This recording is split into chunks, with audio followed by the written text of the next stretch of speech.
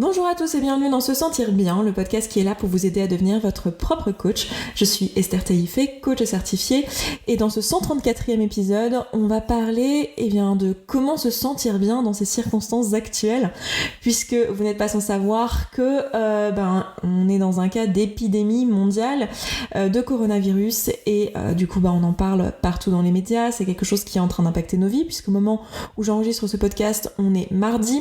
Le président de la République en France, moi je suis française, a annoncé hier un confinement.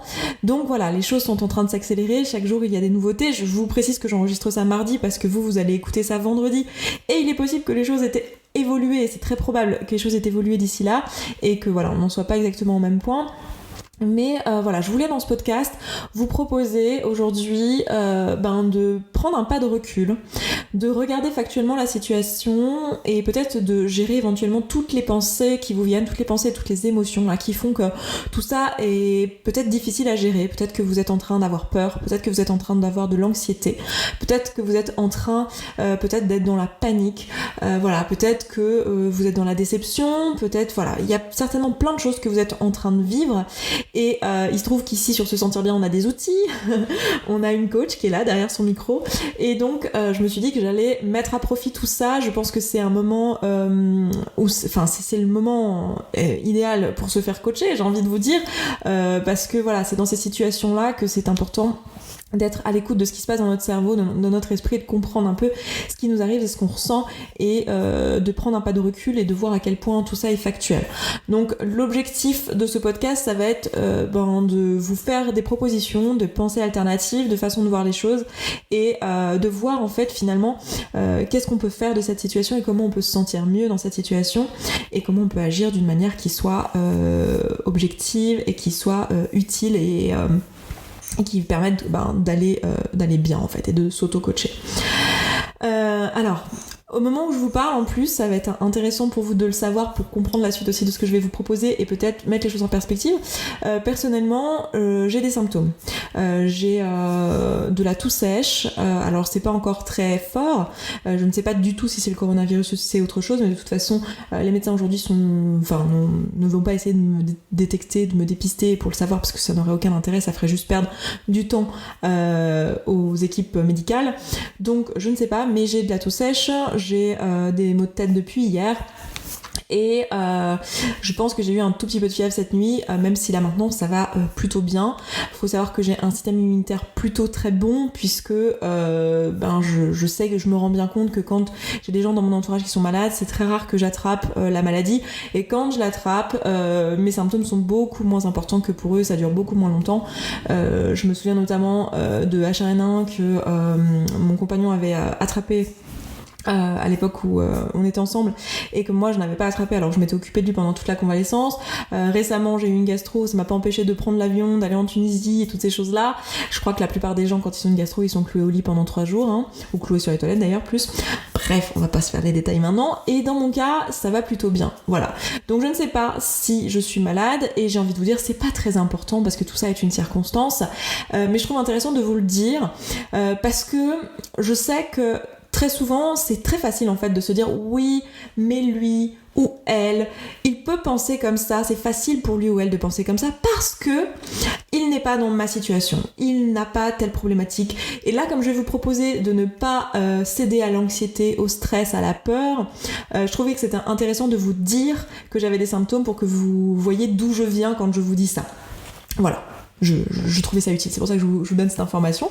Et puis écoutez, si vous voulez me suivre sur les réseaux sociaux pour savoir si effectivement je suis malade ou pas, ou avoir la suite un peu de l'histoire, n'hésitez pas à le faire, c'est partout @Esther Taïfé. Voilà, donc sur Instagram notamment, c'est là où je suis la plus active. Bref, donc qu'en est-il de ce coronavirus ? Alors, factuellement, on a aujourd'hui des milliers de cas. On sait que la croissance de ce virus est exponentielle, que beaucoup de personnes vont être malades. On sait qu'un certain nombre de personnes ont besoin de soins à l'hôpital, notamment d'aide respiratoire. On sait que ce nombre d'aides respiratoires est limité, qu'on n'en a pas pour tout le monde, et que du coup il faut limiter l'épidémie. Et les recommandations du gouvernement et de la plupart des gouvernements, c'est donc le confinement, rester chez soi, être en contact avec le moins de personnes possible parce que c'est un virus qui se propage très très rapidement et très facilement, un petit peu comme une grippe, donc par le biais des postillons, donc c'est assez facile à transmettre. Et pour la plupart des cas, il n'est pas particulièrement grave, c'est-à-dire pour 80% des personnes, ça va être une bonne grippe / bronchite, quelque chose de cet ordre-là, ça va pas être un bon moment à passer, il va peut-être y avoir, il va y avoir de la fièvre, il va y avoir de la toux, ça va pas être agréable, physiquement je l'entends.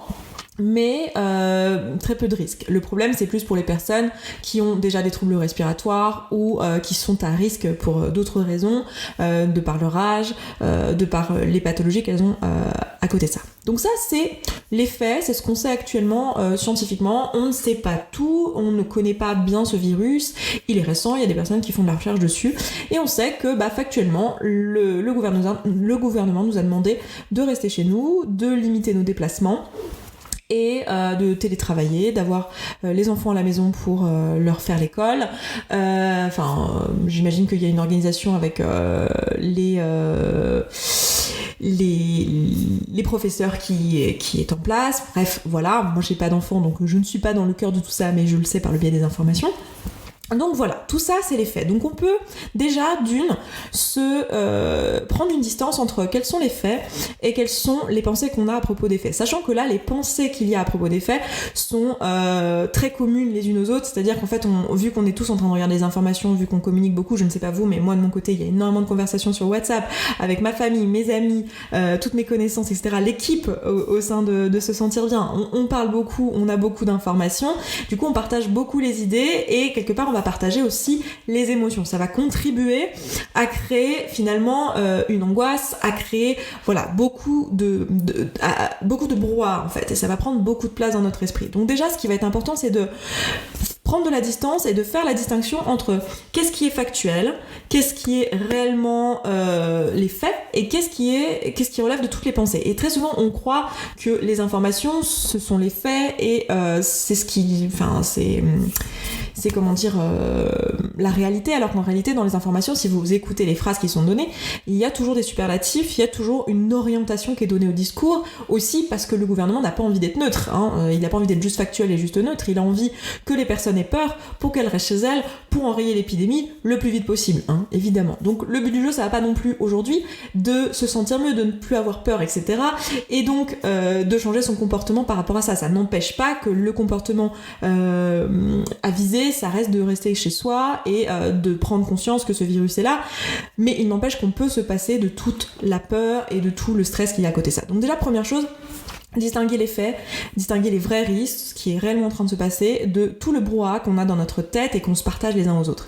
Aussi, remarquez qu'on a le droit et l'opportunité ici de choisir comment on veut se sentir. C'est-à-dire que si aujourd'hui on a envie d'être calme, on a envie de se sentir serein, on a envie de se sentir heureux, on a envie de se sentir bien avec nos proches à l'intérieur du foyer, d'en profiter pour faire des choses qui nous plaisent, pour faire, des activités artistiques, pour dormir davantage, pour faire des choses qui sont importantes pour nous, et que du coup ça va impliquer des émotions agréables, on n'a pas à se sentir mal de ça.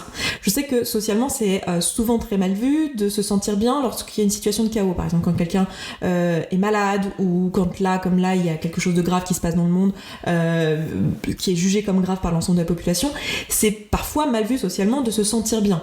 Et sachez que ça ne change rien factuellement à la situation, et ça ne change rien non plus à votre implication dans la situation. Ça ne vous empêche pas, le fait de choisir aujourd'hui de ne pas être anxieux, d'être heureux, de faire des choses qui vous font vous sentir bien, ne change rien au fait que vous êtes tout à fait capable en même temps de respecter les consignes de sécurité, de ne pas être super heureux que votre grand-père soit actuellement malade et soit à risque. Ça n'empêche pas tout ça en fait. Et donc ça, c'est vraiment quelque chose que j'ai envie de vous dire, et j'ai envie de vous donner le droit, si vous n'aviez pas eu l'idée de le prendre seul sans moi, j'ai envie de vous donner le droit et l'opportunité ici de choisir comment vous voulez vous sentir, et que vous n'êtes pas obligé, parce qu'on est dans une situation qui est jugée socialement comme une situation grave, de vous sentir dans une émotion grave, et du coup d'avoir peur, du coup d'être stressé. Vous avez le droit de vous sentir comme vous le souhaitez en fait, et surtout la façon dont vous allez vous sentir ne va pas influer négativement sur les circonstances, dans la mesure où vous choisissez aussi factuellement d'avoir des pensées rationnelles qui vous permettent de tout simplement appliquer les consignes de sécurité. Donc déjà, ça c'est la première chose. La deuxième chose que j'ai envie de vous proposer, c'est de vous demander, voilà, quels sont les bénéfices de cette situation. Parce qu'ici, on est dans une situation finalement qui est neutre, hein. Le fait d'avoir le coronavirus dans le monde, c'est quelque chose de neutre, et le fait même potentiellement de pouvoir en mourir, c'est aussi quelque chose de neutre. Et je sais que pour beaucoup d'entre nous, c'est dur à intégrer parce qu'on est des humains et notre cerveau, son boulot, c'est de venir nous interpeller et de venir nous faire remarquer le danger. Et notre cerveau, il a peur de mourir, ce qui est tout à fait normal, d'accord ? Mais en réalité, ici, il ne s'agit que de circonstances. Même si on meurt, même si ça nous amuse pas particulièrement de mourir parce qu'on trouve que la vie c'est plutôt chouette et je suis assez d'accord avec vous, en réalité ça ne serait pas grave, il ne se passerait rien, c'est quelque chose de factuel. Après on a le droit de pas avoir envie que ça se produise, mais déjà de se rendre compte que c'est juste un fait, et que même si cela se produisait, souvent la peur, alors pour la plupart d'entre nous c'est pas tellement pour nous directement, parce qu'on a conscience qu'après on sera mort, donc ce sera pas très très grave pour nous, mais souvent on pense plutôt à nos proches, on pense à nos enfants, on pense à nos amis, à notre famille, à nos parents, à toutes les personnes qui seraient tristes. Là encore, pour eux, notre mort serait une circonstance. Donc c'est important pour nous de le comprendre. Après, ça veut pas dire que parce que c'est une circonstance, on a envie de le penser positivement. On n'est pas obligé de le penser positivement, mais déjà de le remettre dans son contexte, c'est quelque chose qui est utile. Et du coup, à toute circonstance, si on voit un pendant négatif, et là on en voit plein, je pense que dans le coronavirus, il y a plein de choses qu'on peut voir négatives, donc toutes les personnes qui sont décédées, toutes les personnes qui sont infectées, tous les désagréments du quotidien qui font qu'on peut pas faire regarder les enfants, qu'il va falloir travailler en même temps, les aider aux devoirs et toutes ces choses-là, que peut-être on va être confiné dans un appartement à Paris alors que il fait super beau dehors, on va pas pouvoir sortir, et quand même c'est pas rigolo d'être dans un 20 mètres carrés pendant peut-être plusieurs semaines. Donc voilà, il y a plein de choses négatives qu'on va pouvoir voir ici, la peur pour les proches, le fait de se dire mon grand-père a eu la maladie, c'est super grave. Alors, il y a peut-être plein de choses négatives qui sont là, mais il y a forcément un pendant positif. Donc j'ai envie de vous poser la question, quel est le bénéfice de tout ça ? Et qu'est-ce que vous voulez faire de cette opportunité-là ? Où est l'opportunité finalement ici ? Et qu'est-ce que vous voulez en faire ? Moi je trouve, personnellement, et c'est les alternatives de pensée que j'ai envie de vous proposer ici, que cette période, c'est une période en fait qui est une belle opportunité parce qu'on est en train de casser le quotidien. Aujourd'hui, là, vous étiez probablement dans une frénésie du quotidien avec des « j'ai pas le temps, je peux pas me poser, la vie passe vite, le temps passe vite, je vois pas assez mes enfants, j'ai pas le temps pour aller au sport, j'en sais rien, je passe pas assez de temps avec mes proches, j'ai pas le temps pour me remettre à la danse alors que j'en rêve, voilà, j'ai pas le temps de cuisiner, voilà, je suis trop stressée, j'ai plein de choses en tête, il faut que je pense à aller à la poste, il faut que je pense à aller à la banque, il faut que... Voilà. Et un espèce de truc comme ça, une espèce de truc qui prend toute la place dans votre esprit et qui fait qu'on est dans cette frénésie du quotidien où en fait, il n'y a jamais de pause. Et là, cette quarantaine finalement, ce confinement, on n'est pas vraiment en quarantaine, mais ce confinement, il nous oblige à ça en fait. Il nous force à casser notre quotidien. Et ça en soi, c'est déjà une belle opportunité. Parce que la plupart d'entre nous, on a beaucoup de mal à faire pause. J'ai envie de vous proposer d'utiliser cette opportunité pour vous dire « Ok, là je suis en train de casser mon quotidien. C'est l'occasion pour moi de faire pause. C'est l'occasion pour moi de voir ce qui se joue pour moi. Qu'est-ce qui se passe en fait dans ma vie ? Qu'est-ce qui me convient ? Qu'est-ce qui me convient pas ? Qu'est-ce qui me plaît ? Qu'est-ce qui ne me plaît pas ? Qu'est-ce qui est juste pour moi ? Qu'est-ce qui n'est pas juste pour moi ? Et de profiter de cette opportunité pour finalement passer du temps avec les proches, donc soit au sein du foyer, si vous ne vivez pas seul et que vous êtes confiné avec les membres de votre famille ou les personnes avec qui vous partagez votre logement, soit avec les proches qui ne sont pas avec vous mais avec lesquels vous allez pouvoir skyper, téléphoner, prendre le temps en fait, et de vous dire voilà, ok, là je vais pouvoir prendre un pas de recul et me dire ok, au travail d'habitude, qu'est-ce qui me convient, qu'est-ce qui me convient pas. Le fait de courir comme ça partout, d'habitude j'ai pas le temps d'y penser, mais là, aujourd'hui, comment je vais pouvoir, qu'est-ce qui me convient, qu'est-ce qui me convient pas en fait. Le fait de faire pause, le fait de plus voir les collègues, le fait de plus être sur le chemin, dans le métro, dans la voiture et sur la route, quel est le temps que ça me donne et quelle est l'opportunité que ça me donne et qu'est-ce que ça me permet de voir pour moi-même. Et vraiment pour moi c'est l'opportunité, cette pause, de se recentrer et donc de se coacher. Pour moi, c'est un moment parfait pour se faire coacher parce que ça va être vraiment le moment où finalement vous allez être forcé par les circonstances à se recentrer sur soi. Pour la plupart d'entre nous, on va plus avoir tous les tampons émotionnels qu'on a d'habitude. Les boulangeries, les tabacs, tout ça, c'est un peu plus compliqué que d'habitude. Alors on peut avoir tout ça à la maison. Je pense qu'on a encore accès au porno, par exemple. On a encore accès à YouTube. On a encore accès à plein de choses, à la télévision, etc. Mais c'est aussi l'opportunité pour nous de se dire, tiens, là, ça me casse dans toute ma frénésie de tous mes tampons émotionnels et de tout ce que j'utilise habituellement pour me sentir mieux. Est-ce que là, c'est pas l'opportunité pour moi de regarder tout ça et d'observer tout ça? Me dire, mais en fait, qu'est-ce que j'ai vraiment envie? Et de se coacher, de s'auto-coacher là-dessus. Ça peut être quelque chose d'ailleurs que vous pouvez faire actuellement au sein de la communauté. Si vous voulez nous rejoindre, c'est peut-être le bon moment pour vous. Ou tout simplement de vous faire coacher en demandant un coaching. On a aussi cette opportunité-là si vous voulez le faire, ou de vous auto-coacher grâce aux pensées que je vous propose ici aujourd'hui, ou auprès d'autres coachs. Enfin voilà, n'hésitez pas à utiliser le coaching ici comme une opportunité d'utiliser des outils pour finalement aller regarder ce qui se passe dans votre esprit et apprendre à vous connaître.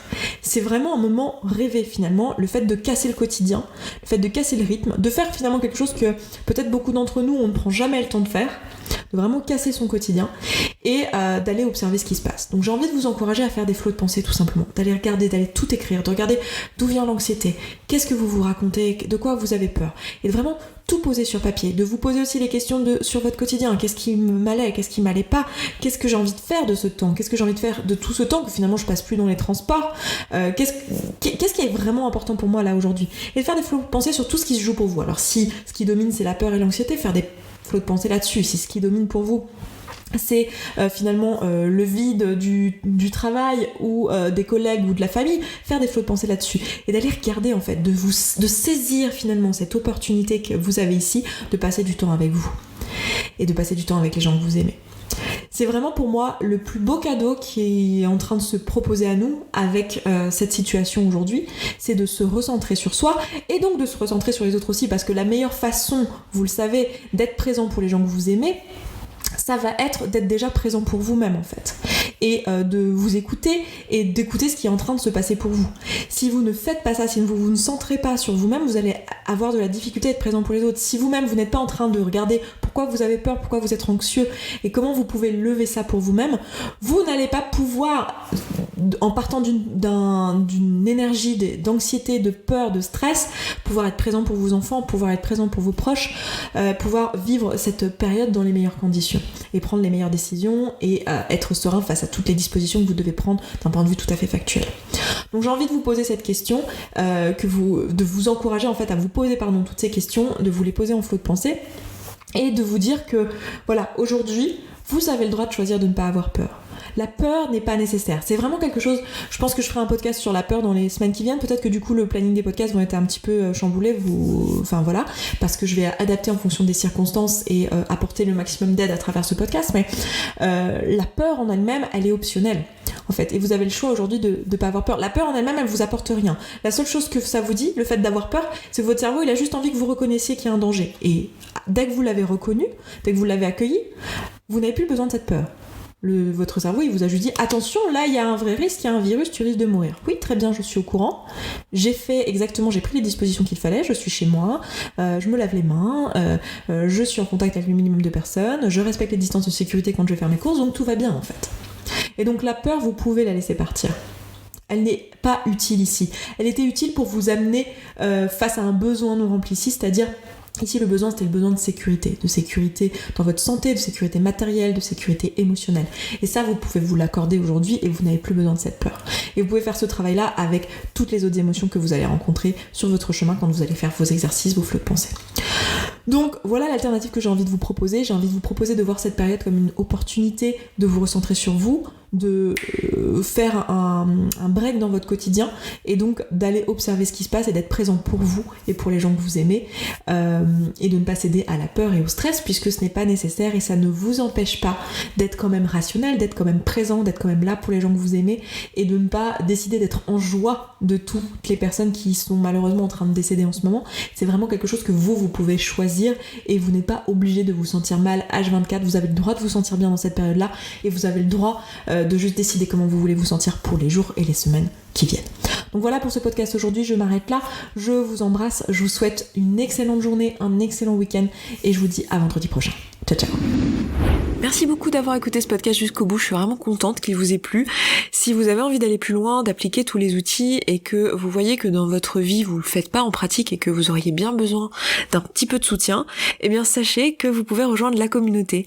La communauté, c'est l'ensemble des auditrices et auditeurs de ce podcast qui appliquent tous ces outils et qui s'entraident. Et moi dans cette communauté, je vous partage tous les jours un petit podcast de 5, 10, 15, 20 minutes maximum qui vous aide en fait en levant tous les doutes et toutes les difficultés que vous rencontrez au fur et à mesure et qui répond aussi à vos questions. Si vous avez envie de nous rejoindre, eh bien c'est sous forme d'abonnement. Je vous laisse aller voir ça se trouve sur se sentir bien.coach/communauté. Vous avez le lien dans la description de ce podcast. Je vous dis à tout de suite là-bas.